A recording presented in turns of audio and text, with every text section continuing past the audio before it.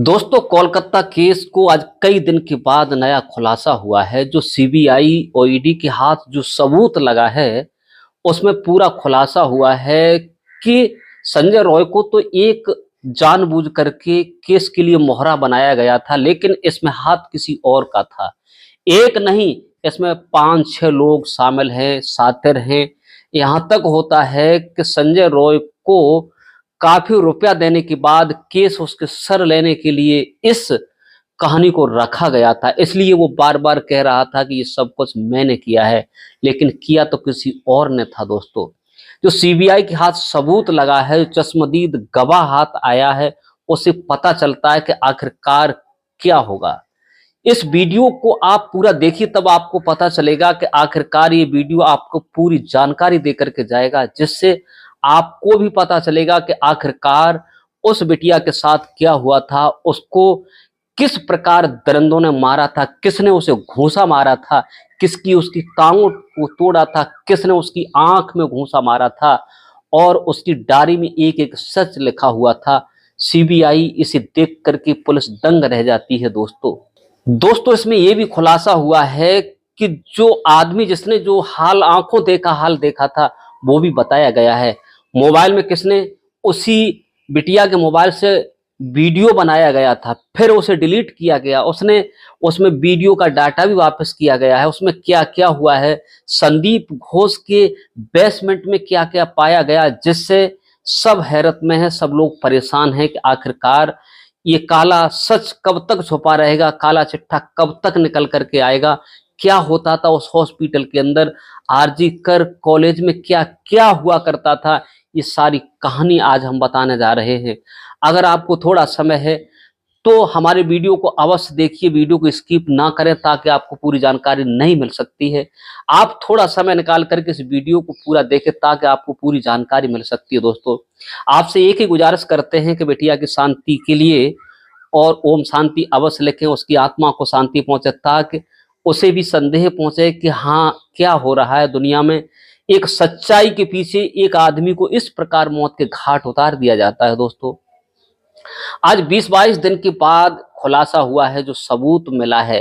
दोस्तों, जो चश्मदीद गवाह है, उसने पूरी बात को सच करके रख दिया है। जो एक कोने में खड़ा हुआ उस चीज को देख रहा था। दोस्तों, इसमें ये पता चलता है कि उसके साथ क्या किया गया था। एक सातिर, एक जानकारी, एक सब कुछ जानबूझ करके उसके साथ हुआ था। दोस्तों, जो संदीप घोष हैं, मेन रोल उनका होता है इसमें बताया जाता है। और संजय रॉय को तो एक मोहरा बनाया गया था, उसे पैसा दिया गया था, ताकि वो काम आगे कर सके और काम में कोई कहानी आगे न बढ़े, और वो ही अपने सर पर इस केस को ले ले, कोई केस आगे जाकर के ठंडा हो जाएगा। यहां तक होता है, जब छापा पड़ता है संदीप घोष के बेसमेंट में, मकान में जो चीज मिलती है, शायद है कि सीबीआई, ईडी और पुलिस भी दंग रह जाती है सबूत को पाकर के।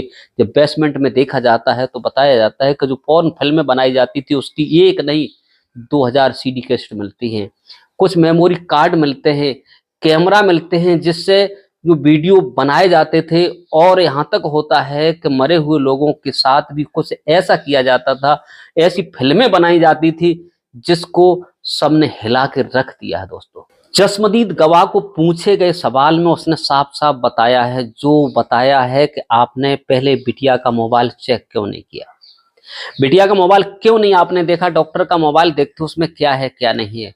उसके बाद में संदीप घोष के घर का आपने चेक क्यों नहीं किया, आपने आधी अधूरी जानकारी क्यों छोड़ी, ये सब कुछ साक्ष्य बताया गया।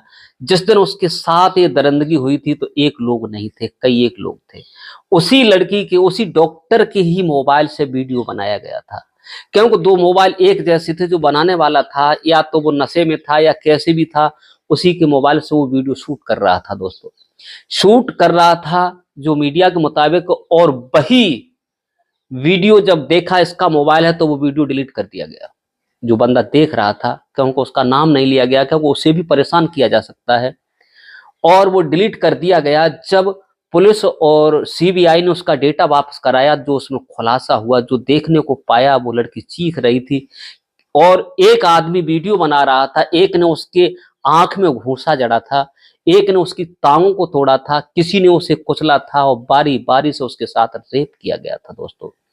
क्योंकि उस लड़की को उस डायरी में सब कुछ मालूम था क्या होने वाला था, क्योंकि उस हॉस्पिटल में जो होता था, संदीप घोष के द्वारा जो भी किया जाता था, वो सब कुछ एक काला चिट्ठा बना करके रख रही थी। क्योंकि वहां पर ऐसा गलत कृत्य हो रहा था, क्योंकि मृतक लोग आते थे, डेड बॉडी आती थी, उनके साथ क्या क्या किया जाता था और कैसे कैसे फिल्में शूट की जाती थी, फिल्मों को किस प्रकार से बाहर किया जाता था। ईडी और सीबीआई को जब ये सबूत हाथ लगता है तो ये लोग दंग रह जाते हैं दोस्तों। 25 दिन की कड़ी मशक्कत करने के बाद अहम सबूत हाथ लगा है।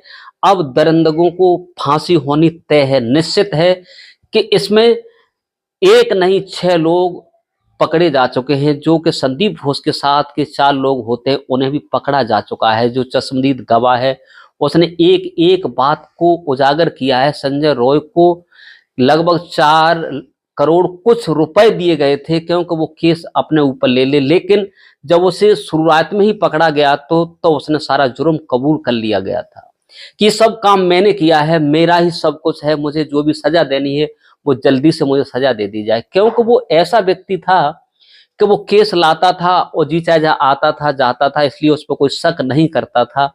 और उस दिन उस बिटिया ने ही मैसेज किया था घर पे, लेकिन मैसेज उस लड़की ने किया था या किसी और ने उसके घर पे किया था कि मैंने खाना खा लिया है, आप लोग सब सो जाइए।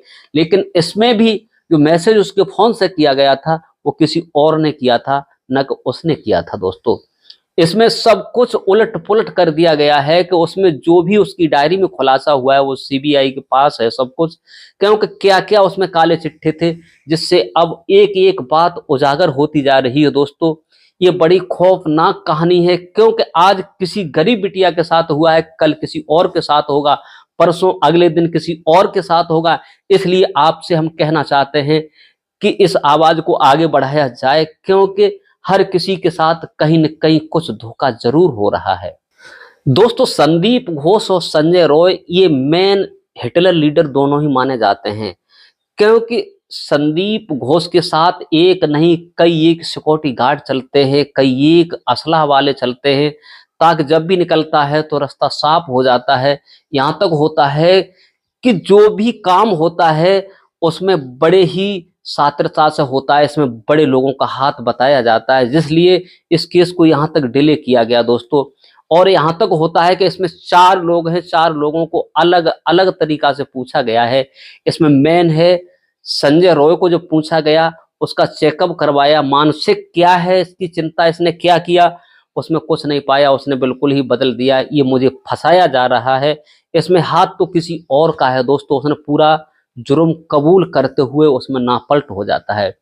उसके बाद में संदीप घोष के ऊपर खतरा मंडराने लगा जब उसे लगभग 20 दिन 25 दिन की कस्टडी में रखकर की पूछताछ की जाती है, तब कहीं जाकर के काला चिट्ठा सामने आता है जो भी होता है। क्योंकि फौरन वीडियो बनाए जाते थे, वहां ऐसा गलत काम होता था, इसलिए उस लड़की को बर्दाश्त नहीं था, वो वहां काम अवश्य करती थी दोस्तों।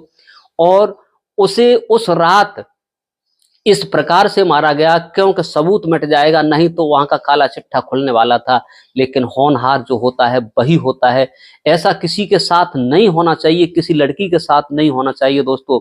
अब उन दरिंदगों को फांसी निश्चित होनी है क्योंकि ऐसा गलत काम किसी के साथ नहीं होना चाहिए दोस्तों। दूसरी बात यह है क्योंकि वहां एक नहीं 4-5 लोगों ने उसके साथ गलत काम किया था, क्योंकि 151 ग्राम सीमन उसके अंदर पाया गया था, एक व्यक्ति का नहीं हो सकता है। संजय रॉय कहता है कि जब मैं गया था तब वो हाथ पैर चला रही थी, मैंने उसे देखा तो मालूम पड़ा ये मृतक है, लेकिन मुझसे जो भी हुआ मुझे तो मृतक पाई गई। उसने साफ कहा, ये नहीं मालूम किसने उसे मारा था, किसने मौत के घाट उतारा था। उसने सारा सारा कबूलनामा जुर्म कबूल करते हुए और वहां पर काला चिट्ठा खोल कर रख दिया दोस्तों।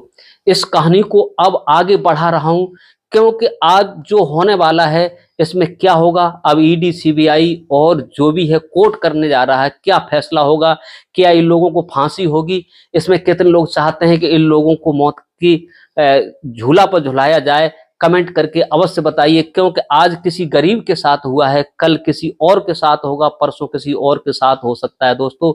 इसलिए हम आपसे यही कहना चाहते हैं क्योंकि अपने घर को, अपने परिवार को, अपने बेटी बच्चों को ठीक से संभाल के रखना चाहिए ताकि आपके सामने कोई दिक्कत ना आ सके। दोस्तों, जो हमें ये कहानी मिली है कोलकाता केस की, हमने आपको सुनाई है क्योंकि नया, रोजाना नया कोई न कोई सबूत सामने प्रकट होता है। नई कोई कहानी, आज कुछ है तो कल कुछ होगी, परसों कुछ और होने जा रहा है। दोस्तों, इसमें कोई पता नहीं कहां से क्या होता है और क्या क्या इसमें खुलासे होंगे, क्योंकि सबूत मिटाने वाले क्या क्या करते हैं, क्या नहीं करते हैं और जिंदगी से खिल जाते हैं। दोस्तों, आज के लिए बस इतना ही। नमस्कार, जय हिंद, जय भारत। मिलते हैं नेक्स्ट वीडियो में।